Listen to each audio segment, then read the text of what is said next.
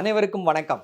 மீண்டும் சிஏஏ ஒரு மிகப்பெரிய விவாத பொருளாக மாறி இருக்கிறது.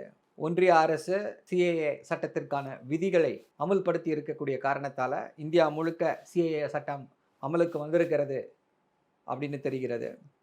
இந்த சிஏஏ சட்டத்தின்படி என்ன அப்படின்னா, பாகிஸ்தான், பங்களாதேஷ் மற்றும் ஆப்கானிஸ்தானிலிருந்து வரக்கூடிய அகதிகள், அதாவது இந்துக்கள், கிறிஸ்தவர்கள், ஜெயினர்கள், புத்த மதத்தை சார்ந்தவர்கள், சீக்கியர்கள், இவர்கள் எல்லாருக்குமே அங்கிருந்து வந்திருக்கிறார்கள். அங்கே இருக்கக்கூடிய பெரும்பான்மை மதத்தால் பாதிக்கப்பட்டிருக்கிறார்கள் அப்படின்னா, அவர்களுக்கு இங்கே புகலிடம் கொடுக்கப்பட்டு அவர்களை இந்திய குடிமக்களாக மாற்றுவதற்கான வகைகளை இந்த சிஏஏ சட்டம் கொடுக்கிறது.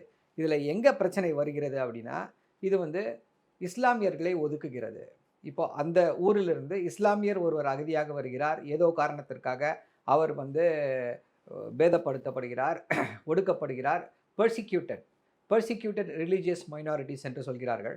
அப்படி பெர்சிக்யூட் பண்ணப்படுகிறார்னா, அவர் முஸ்லீமாக இருந்தார் அப்படின்னா அவருக்கு அங்கே இடம் இந்தியாவில் அந்த சிஏஏ சட்டத்தின்படி அவருக்கு எந்த விதமான பரிகாரமும் கிடைக்காது. இது ஏன் அப்படின்னா, இந்தியாவை பொறுத்தவரை இந்தியா ஒரு மதச்சார்பற்ற நாடு. எந்த மதத்திற்கும் ஆதரவாகவோ எதிராகவோ இல்லாத நாடு. நம்முடைய அரசியல் அமைப்பு சட்டம் ஆர்டிகிள் 14 என்ன சொல்கிறது அப்படின்னா, அனைவரும் சமமாக நடத்தப்பட வேண்டும். ஜாதி, மத, இன அடிப்படையில் எந்த விதமான பிரிவினையும் காட்டக்கூடாது அப்படின்றத தெளிவாக சொல்கிறது. ஸோ அந்த டெஸ்ட்டை நம்ம இந்த சிஏஏ சட்டத்திற்கு அப்ளை செய்தோம் என்றால், சிஏஏ சட்டம் கண்டிப்பாக செல்லாது. ஏனென்றால் இது இஸ்லாமியர்களை ஒதுக்குகிறது. அவர்கள் அந்த மதத்தை சார்ந்தவர்கள் என்பதற்காக இந்த சட்டம் அவர்களுக்கு பொருந்தாது என்று சொல்கிறது. ஸோ அந்த அடிப்படையில் இந்த சட்டம் அடிபடுகிறது. அதே போல் சுதந்திர இந்தியாவில் இப்படி அப்பட்டமாக ஒரு மதத்தின் அடிப்படையில் இதுவரை எந்த சட்டமுமே வந்தது கிடையாது. அதனால் உச்சநீதிமன்றத்தில் வழக்குகள் நிலுவையில் இருக்குது, இந்த சிஏஏ சட்டத்திற்கு எதிரான வழக்குகள். ஸோ அதனால தான் இந்த சிஏஏ சட்டம் ஒரு மிகப்பெரிய பேசுபொருளாகிறது.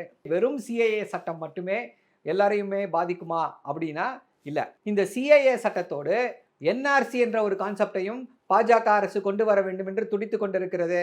அது என்ன என்ஆர்சி அப்படின்னு சொன்னீங்கன்னா, நேஷனல் ரெஜிஸ்ட்ரி ஆஃப் சிட்டிசன்ஸ்.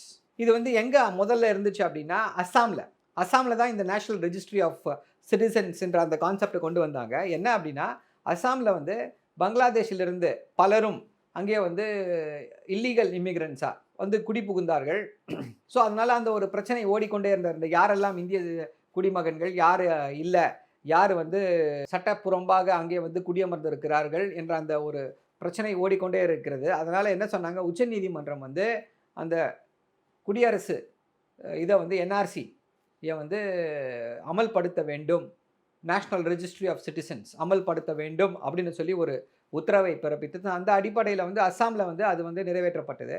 அது ஒரு மிகப்பெரிய மோதலை உருவாக்கியது. என்ன ஆச்சு அப்படின்னா, யாருக்கெல்லாம், அதாவது அவங்க சொன்னாங்க, நீங்கள் ஒரு லிஸ்ட் ஆஃப் டாக்குமெண்ட்ஸ் கொடுக்கணும், இந்த லிஸ்ட் ஆஃப் டாக்குமெண்ட்ஸ் இருந்தால் தான் உங்களை ஏற்றுக்கொள்வோம் அப்படின்னு சொல்லி சொன்னாங்க.